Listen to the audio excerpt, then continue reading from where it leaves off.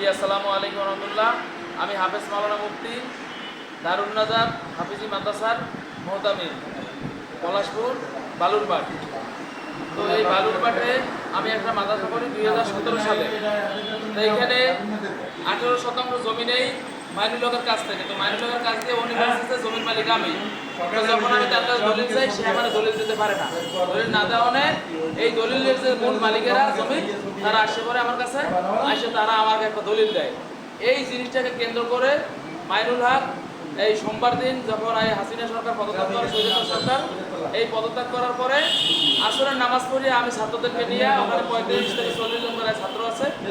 আমি আসরের নামাজের পরে আপনার শহরে বের হই, সদরের দিকে বের হইতেছি।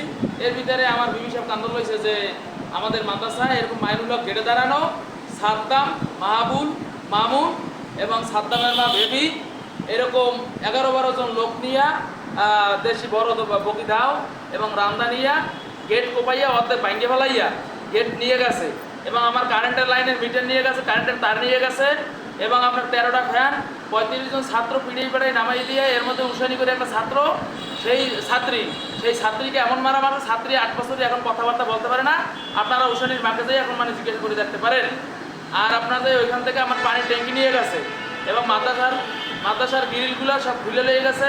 মাদ্রাসার 2টা আলমারি এবং শোকেস, ফ্রিজ, প্রায় 40টা আপনার যাইয়া টেরাংগুলো সব বাসায় নিয়ে গেছে। আমার অল এভরিথিং মাদ্রাসার মধ্যে টোটালে আমার কিছু নাই। আমার ফ্যামিলি নিয়ে থাকতাম।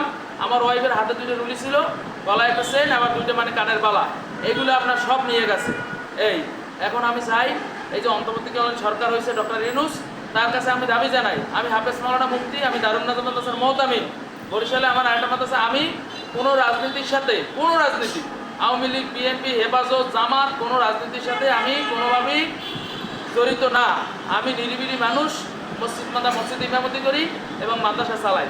তো মাইনুল হকের সাথে জমি জমা কেন্দ্র করে সে আমাকে লোকজন নিয়ে অতর্কিতভাবে ওই দিন আমাকে পাইলে আমাকে খুন করে ফেলাইতে। তো আমাকে না পাওয়ানে আমার এখন বর্তমানে আর্মিদের কাছে বিচার দিছি পর তারা আমার মা বাবা আর বোন এবং ওয়াইফকে নিয়ে উঠাইয়া দিয়েছে, তাদেরকে এখনও জ্বালাতন করতেছে এবং বাসায় যে বলতেছে কারেন্টের লাইন নেই, পানি নেই, কিছু নেই, ওখানে কারেন্টও জ্বলে না। আমি হেরিকেন ধরাই দিছি।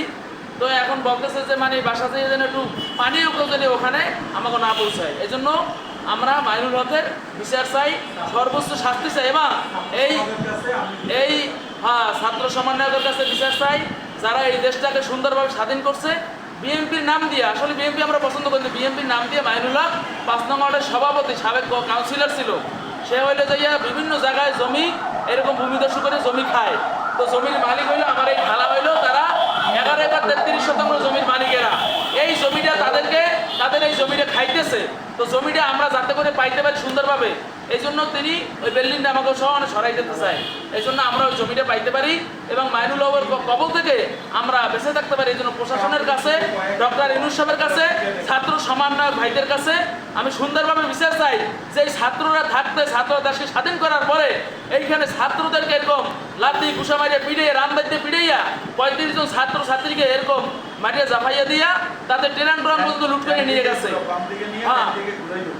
আমার এখন ওই মাদ্রাসায় কিছু নেই এবং আমাকেও এখন মাদ্রাসায় উঠতে দেওয়া হইতেছে না। এই জন্য আমি সাংবাদিক ভাইদেরকে বলতেছি এবং পেশাজীবী ভাইদেরকে বলতেছি, বুদ্ধিজীবীকে এবং ডক্টর ইউনূস সাহেবকে বলতেছি, বাংলাদেশের মানুষের কাছে আমি বিচারটা চাইতেছি যে মাইনুল হকের সে বিএনপি হোক, জামাত হোক, যে দল হোক, তার জন্য সর্বোচ্চ শাস্তি হয়। আর এগুলো যদি মিথ্যে হয় তাহলে যাতে আমার বিচার আর আপনারা তদন্ত করে দেখবেন। প্রশাসনের দিকে দৃষ্টি এখন তারা যদি তদন্ত করিয়া সুষ্ঠুভাবে সুন্দরভাবে আমার যেই সমস্ত মালামাল প্রায় 8 থেকে 10 লাখ টাকার মালামাল গেছে, নগদ টাকা ছিল 40,500 টাকা মনে হয় যে ছিল, এই টাকাগুলোর জন্য আমি ওখানে পাই। স্বর্ণের চেইন নেছে, হাতের রুলি নেছে আমার ওয়াইফ বেদর মারছে।